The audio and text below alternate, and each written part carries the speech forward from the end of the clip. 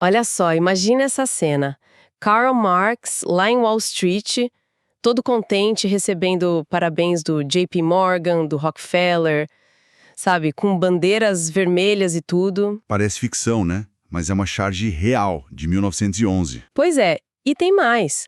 Um figurão de Wall Street, William Saunders, diretor do Fed de Nova York, dizendo em 1918 que simpatizava com o governo soviético. Como assim? São essas aparentes contradições que intrigam, né? Vindo de onde veio. Exatamente. E é isso que a gente vai tentar entender melhor hoje. Vamos fazer uma análise mais a fundo dessas conexões que são documentadas, mas que muita gente ignora, entre a elite financeira lá de Wall Street e a Revolução Bolchevique. Certo. E a nossa base aqui são trechos do trabalho do Anthony Sutton, né? Ele usa muitos documentos oficiais, arquivos do Departamento de Estado americano, biografias. Isso. Ele tenta construir um caso com base nessas evidências. E a nossa missão aqui é, desvendar o quem, o porquê e talvez até o por quanto, né? Por trás dessa aliança que parece não fazer sentido nenhum. Ir além daquela ideia simples de capitalista contra o comunista. Isso, desafiar essa narrativa. Ok, então, por onde a gente começa a desempacotar isso? Bom, um ponto de partida fundamental no raciocínio do Sutton é questionar aquela divisão política tradicional, sabe? Esquerda versus direita. Ah, sim. Ele argumenta que isso pode ser meio enganoso, porque no fundo, tanto o que ele chama de socialismo nacional, tipo fascismo, quanto o socialismo internacional, o comunismo, ambos seriam coletivistas. Coletivistas em que sentido? No sentido de defenderem sistemas totalitários baseados no poder político sem limites, né? Onde o Estado controla tudo e o indivíduo fica em segundo plano. O foco é o controle monopolista da sociedade. Entendi. E é aí que a coisa começa a ficar diferente, né? Porque Sutton sugere que existiu uma aliança meio escondida. Ele fala de uma aliança contínua e discreta entre o que chama de capitalistas políticos internacionais e socialistas revolucionários internacionais. Uma aliança de conveniência, então, para benefício mútuo. Exatamente. E ele até cita um livro antigo de 1906, Confessions of a Monopolist, do Frederick Hall, que já descrevia essa tática de usar o discurso do bem público para, no fim das contas, fazer a sociedade trabalhar para os monopólios, né? Isso. Então, a hipótese central do Sutton é que esses grandes capitalistas monopolistas americanos, Morgan, Rockefeller, eles poderiam ter visto a Rússia socialista centralizada não como uma ameaça ideológica. Mas como? Como uma oportunidade. Uma chance de transformar a Rússia numa espécie de colônia técnica cativa. Seria a expansão global do modelo de monopólio que eles já tinham nos Estados Unidos. Poxa, uma colônia técnica, isso é forte. É uma visão bem diferente, né? E Sutton diz que a maioria dos historiadores, tirando talvez alguns revisionistas, meio que deixou essa possibilidade de lado. Interessante. Então vamos mapear os personagens dessa história, segundo as fontes. Do lado de Wall Street, quem são os principais nomes? Bom, os pesos pesados. JP Morgan e o grupo dele, os interesses Rockefeller e bancos muito importantes como o Guaranty Trust Company e o National City Bank. E tinha aquela American International Corporation, a AIC, né? E a firma Kuhn Lobby Co. também aparece. Sim, a AIC era muito influente. E tem um endereço que é quase um personagem por si só, o 120 Broadway, lá em Nova York. O edifício Equitable Life. Por que esse endereço é tão importante? Porque era um verdadeiro centro nervoso, sabe? Ali ficava o Federal Reserve Bank de Nova York, a própria AIC, escritórios de engenharia ligados a futuros contatos soviéticos, a General Electric, os Guggenheim. Nossa, todo mundo junto. E para completar, no último andar ficava o Bankers Club. O coração financeiro pulsava ali. E como a gente vai ver, foi um ponto de conexão crucial. Ok, e do outro lado, os revolucionários. Além de Lenin e Trotsky, claro. As fontes destacam também figuras como o Robert Minor, que fez aquela charge do início, mas que era também um militante ativo, e o John Reed. O jornalista americano que escreveu 10 dias que abalaram o mundo, né? Esse mesmo, que era um revolucionário engajado. E o curioso é que ele estava na folha de pagamento da revista Metropolitan. E O dono da revista era o Harry Payne Whitney, que também era diretor, adivinha de onde? do Guaranty Trust. Exatamente. As conexões são complexas, para dizer o mínimo. É uma teia, né? E quem fazia a ponte entre esses mundos? Os intermediários. Sim, figuras-chave, como o Olof Ashberg, um banqueiro sueco. Ficou conhecido como o banqueiro bolchevique. Banqueiro bolchevique? Ele tinha o Nya Banken, na Suécia, e depois virou chefe do Ruskombank, o banco soviético. Outros nomes importantes são Alexander Helfand, conhecido como Parvus, e Jakob Furstenberg, o Ganetsky. Eles foram fundamentais na logística e no financiamento, especialmente via Alemanha. Vamos pegar então um caso específico. O de Leon Trotsky. Ele foi expulso da França, né? E foi para Nova York em janeiro de 1917. Isso. Chegou lá se dizendo um revolucionário socialista, escrevia para uns jornais pequenos. Mas tinha algo estranho nas finanças dele, né? Relatos dizem que ele vivia até bem para quem tinha pouca renda declarada. Tinha telefone, geladeira. E o mais intrigante. Quando ele foi detido no Canadá, já a caminho da Rússia, em abril de 1917, encontraram com ele $10 mil. $10 mil! Naquela época era muito dinheiro. De onde veio? Olha, as fontes que Sutton compila apontam algumas direções. Investigações no Senado americano e a inteligência britânica levantaram a hipótese de financiamento alemão, talvez via jornais de Nova York. E os documentos da prisão no Canadá? Mencionavam exatamente isso, que o dinheiro vinha de socialistas e alemães. Mas o apoio não foi só financeiro, né? Como assim? Foi o presidente americano Woodrow Wilson quem deu um passaporte americano para o Trotsky viajar de volta para a Rússia. O quê? O Wilson? Mas por quê? Pois é, mesmo contra a opinião do Departamento de Estado, que não queria ver revolucionários entrando ou saindo assim. É um ponto bem curioso. E viagem de volta dele no navio SS Christiania Fior. Ele não estava sozinho, claro. Não, tinha outros revolucionários, mas também gente como Charles R. Crane. Crane, quem era ele mesmo? Um industrial importante ligado ao Westinghouse, um grande apoiador do Wilson e muito interessado na Rússia. Ele já tinha se envolvido na primeira Revolução Russa lá em 1905. E ele estava viajando com quem mais? Com Lincoln Steffens, um jornalista americano que simpatizava com a causa e que escreveu que esperava a re-revolução. E tem um detalhe interessante sobre o Crane. Qual? Depois da Revolução Bolchevique, ele, um cidadão comum, sem cargo oficial, tinha acesso a relatórios confidenciais do governo americano sobre a situação na Rússia. Como? É uma pergunta que fica no ar. E a detenção do Trotsky no Canadá acabou rápido, né? Sim. Os documentos indicam que houve uma pressão forte vinda de Nova York para liberar ele. Contatos acionaram gente no Canadá que facilitou a soltura dele. Argumentaram que ele não era tão perigoso assim e ele seguiu viagem para fazer a revolução. Incrível! E com o Lenin teve apoio externo também. Teve. E talvez até mais direto. Aquela famosa viagem de trem dele, da Suíça para a Rússia, também em abril de 1917. O trem selado, né? Exato. Foi organizada e financiada pelo Estado-Maior alemão. O objetivo da Alemanha era claro, usar o Lenin para bagunçar o fronte oriental e tirar a Rússia da Primeira Guerra. E quem operou isso? Envolveu diplomatas alemães, como o conde von Brockdorff-Rantzau, e aqueles intermediários que a gente mencionou, o Parvus e o Ganetsky, que faziam a ligação com o Lenin. E isso é confirmado, não é só teoria. Não, existem documentos, por exemplo, uma comunicação do ministro das Relações Exteriores alemã da época, von Kühlmann, para o Kaiser, dizendo que foram os fundos alemães que permitiram aos bolcheviques expandir o jornal Pravda e fortalecer o partido. Até o banqueiro alemão Max Warburg é citado, né? Financiando publicações revolucionárias russas. Exato. Mostra que havia um interesse alemão bem concreto em apoiar os bolcheviques naquele momento. Agora, voltando para Wall Street. Antes mesmo da Revolução de Outubro e antes dos Estados Unidos entrarem na guerra, os grandes bancos americanos já estavam fazendo negócios com a Rússia, certo? Sim, bastante. O National City Bank, dos Rockefeller, e o Guaranty Trust, dos Morgan, estavam envolvidos em grandes empréstimos para o governo czarista. Isso quando os Estados Unidos ainda eram oficialmente neutros. E era legal fazer isso? Empréstimos para um país em guerra sendo neutro? Era uma área cinzenta.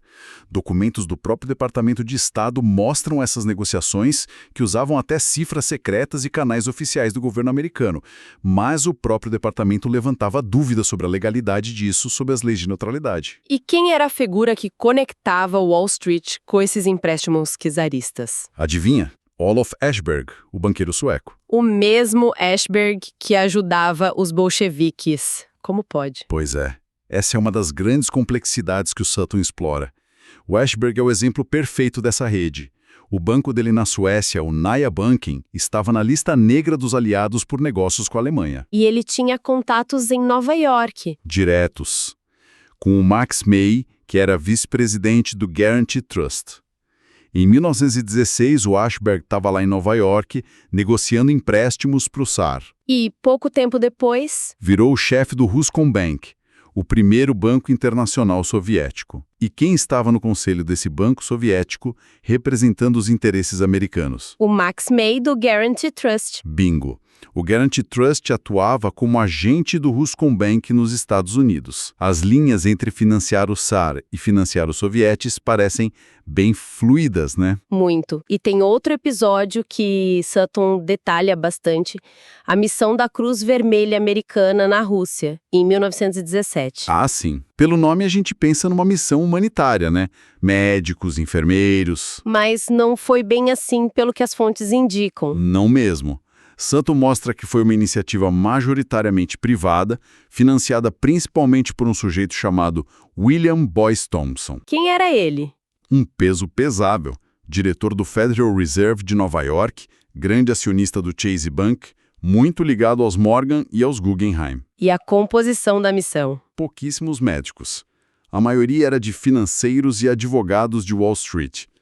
O próprio Thompson, sócios de grandes escritórios de advocacia como Simpson, Thatcher Bartlett, Stetson, Jennings & Russell. Gente do Chase também. Uma missão da Cruz Vermelha cheia de banqueiros e advogados. O que eles foram fazer lá? Boa pergunta. O que aconteceu depois é ainda mais surpreendente. O jornal Washington Post noticiou na época que o Thompson doou, do bolso dele, $1 milhão. $1 milhão? Pra quem? Para os bolcheviques, para financiar propaganda. Peraí, um diretor do Fed de NY ligado a Morgan doando $1 milhão para propaganda bolchevique? Isso é explosivo. É muito forte. E não parou por aí. Thompson usou a influência dele em Londres para tentar convencer o governo britânico a ser mais amigável com os bolcheviques. Com que argumento? Dizendo que eles tinham vindo para ficar, que eram o poder de fato na Rússia, e que supostamente eram anti-alemães. E figuras importantes como o primeiro-ministro Lloyd George e Lord Milner, que aliás tinham uma certa simpatia por Marx, ouviram ele. Mas qual era a lógica disso tudo? Por que um magnata americano faria isso? A lógica declarada por Thompson e também pelo sucessor dele na missão, Raymond Robbins, era puramente comercial e estratégica.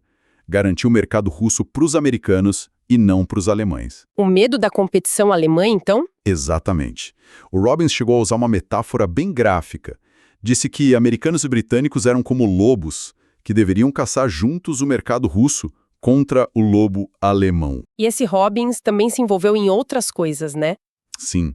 Ele ajudou a organizar a exportação de propaganda bolchevique da Rússia para a Alemanha. Essa propaganda ajudou a inflamar a revolta espartaquista em Berlim, uma tentativa de revolução comunista lá. Então eles estavam ativamente ajudando a espalhar a revolução? Parece que sim, pelo menos nesse caso específico. E advogados ligados à missão e ao grupo Morgan, como Thomas Thatcher e Dwight Morrow, chegaram a escrever memorandos defendendo que os aliados dessem apoio ao recém-formado exército soviético. É muita coisa junta. E as conexões não pararam por aí, né? Teve o tal do Burô Soviético em Nova York. Isso, em 1919. E olha que interessante, o escritório não foi aberto em Washington, D.C., a capital política. Foi aberto em Nova York, no coração financeiro. Faz sentido, seu objetivo era comercial ou financeiro. Quem chefiava? Um alemão chamado Ludwig Martens, que era vice-presidente de uma empresa de engenharia, Weinberg & Posner, com sede onde? 120 Broadway. Exato. O objetivo oficial do Bureau era promover o comércio entre os Estados Unidos e a Rússia soviética. Mas, e o dinheiro para manter esse escritório? De onde vinha? As fontes citadas por Sutton, incluindo relatórios da Scotland Yard, baseados em documentos que foram apreendidos numa investigação sobre atividades radicais em Nova York, o Comitê Lusk, O que esses documentos diziam? apontavam para duas fontes principais de financiamento. Primeiro, diamantes trazidos da Rússia por gente como John Reed e o sujeito chamado Alexander Gumberg. Segundo, apoio financeiro direto de empresas americanas. Empresas americanas financiando o Bureau soviético? Quais? O Guarantee Trust é mencionado de novo nesse contexto, e o próprio Martins disse na época que tinha apoio de gigantes como Armor, Swift, US Steel, Standard Oil. E as empresas confirmaram. Publicamente elas negaram. Mas os documentos apreendidos pelo Comitê Lusk mostravam correspondências ou contatos com algumas delas, como Swift, Armor, International Harvester, US Steel Products, então alguma coisa tinha ali. E quem mais estava envolvido com esse Bureau? Tinha gente interessante, Kenneth Durant, que tinha sido o assessor do Coronel House, o braço direito do presidente Wilson, e depois virou gerente da agência de notícias soviética TASS. Tinha também o Dr. Julius Hammer. Pai do Armand Hammer. Exato. O Dr. Hammer era uma figura importante na ala esquerda do Partido Socialista e um dos primeiros financiadores do Partido Comunista Americano. Até uma carta entre um agente soviético e Felix Frankfurter, que depois se tornou juiz da Suprema Corte, foi encontrada nesses arquivos. É uma rede bem ampla. E a facilitação financeira era bem explícita. Em 1920, o Guarantee Trust já estava agindo formalmente como agente fiscal do governo soviético nos Estados Unidos, recebendo os primeiros carregamentos de ouro bolchevique. Ouro soviético chegando em Wall Street via Guarantee Trust. Exatamente. E tem um caso ainda mais específico.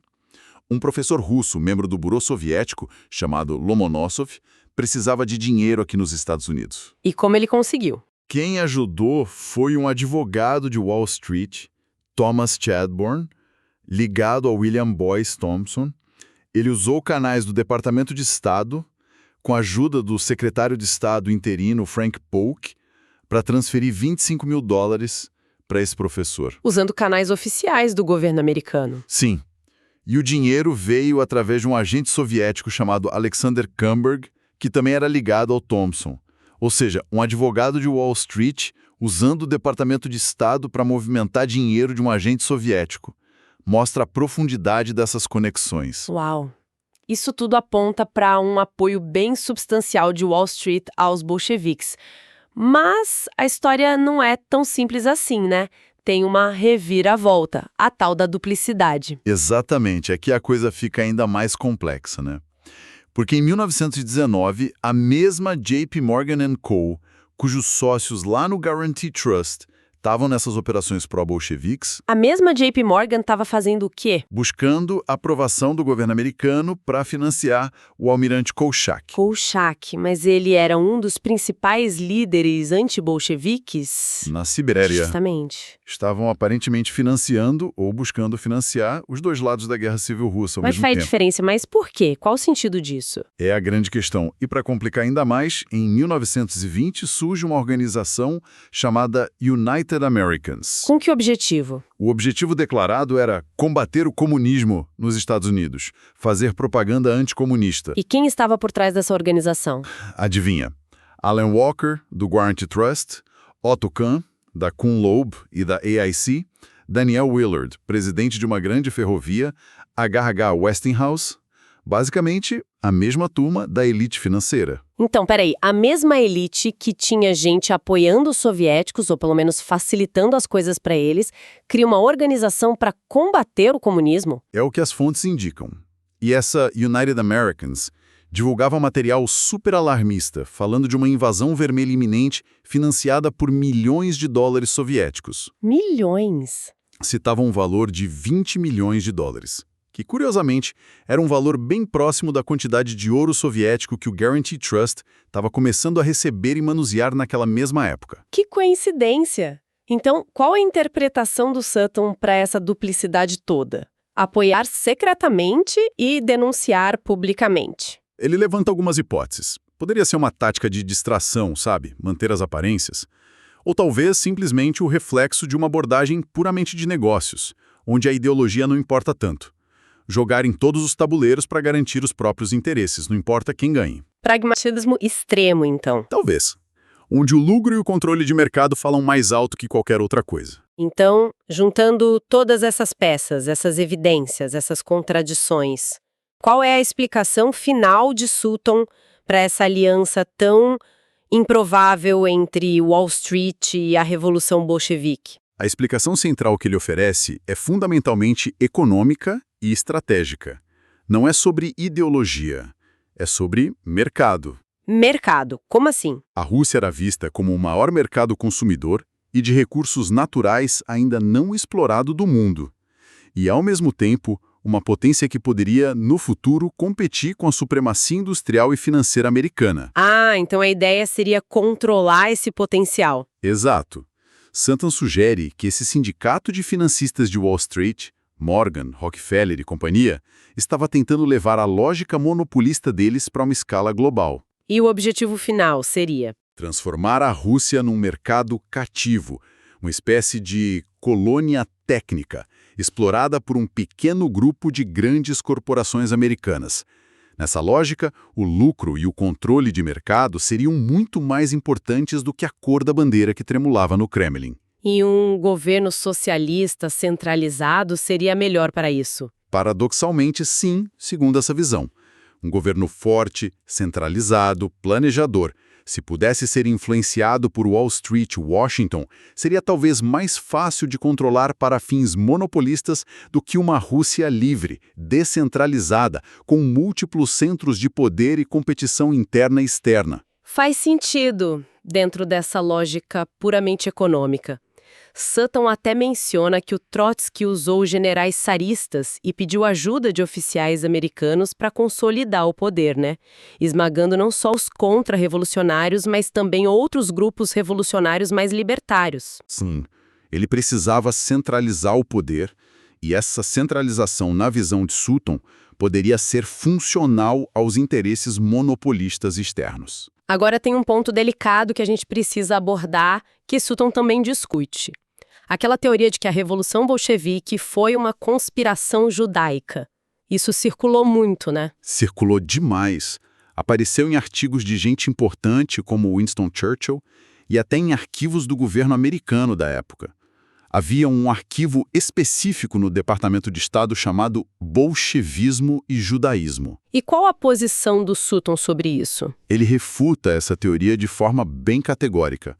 Argumenta que simplesmente não existem evidências concretas para sustentá-la. Mas e as supostas provas que circulavam, cartas interceptadas, coisas assim? Provas nunca foram realmente comprovadas. E mais, ele aponta que documentos do próprio Departamento de Estado mostram que Jacob Schiff, um banqueiro judeu muito rico e influente, que é sempre citado nessas teorias como um grande financiador dos bolcheviques. Na verdade, era contra. Exatamente. Schiff era anti-bolchevique, e isso contrasta diretamente com o apoio financeiro e logístico documentado vindo de banqueiros e financistas proeminentes não-judeus ligados aos grupos Morgan, Rockefeller e figuras como William Boyce Thompson. Entendi.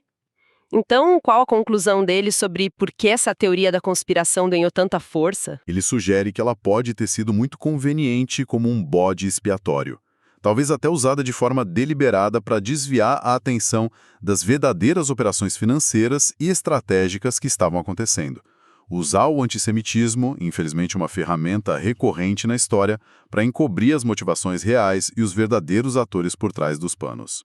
Faz pensar. Bom, então, para a gente ir amarrando as pontas dessa nossa análise baseada nas fontes do Sutton, o que a gente pode tirar de principal? Acho que o ponto central é a existência de evidências documentais, segundo Sutton, de um apoio financeiro e diplomático bem significativo, vindo de setores bem específicos da elite de Wall Street, principalmente as esferas Morgan e Rockefeller, o Guaranty Trust, a IC, e indivíduos como Thompson e Crane aos bolcheviques. E isso quebra totalmente aquela narrativa simples de capitalismo contra comunismo, né? Exato, vimos os exemplos.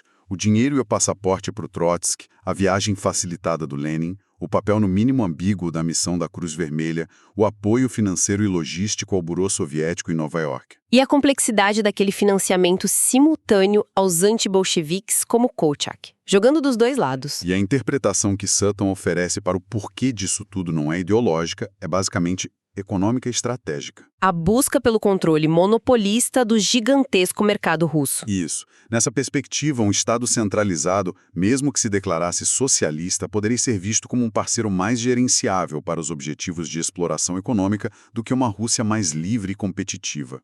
O inimigo principal não seria o comunismo em si, mas a competição, especialmente alemã. Certo. E pra gente fechar, fica uma provocação, né? Se essa história que Sutton documenta de financistas apoiando revolucionários por interesses estratégicos e de mercado realmente aconteceu dessa forma. O que isso nos diz sobre hoje? Exato. Que paralelos a gente pode traçar? Que lições podemos tirar para entender as dinâmicas de poder, finanças e política no mundo atual? Como essa perspectiva, que geralmente não está nos livros de história mais comuns, reformula nossa compreensão do século XX. E talvez do século XXI também, né? Com certeza. Fica aí a reflexão sobre a importância de olhar para além das narrativas oficiais, das ideologias declaradas, investigar essas complexas e às vezes desconcertantes relações entre o poder financeiro e os grandes eventos que moldam o nosso mundo.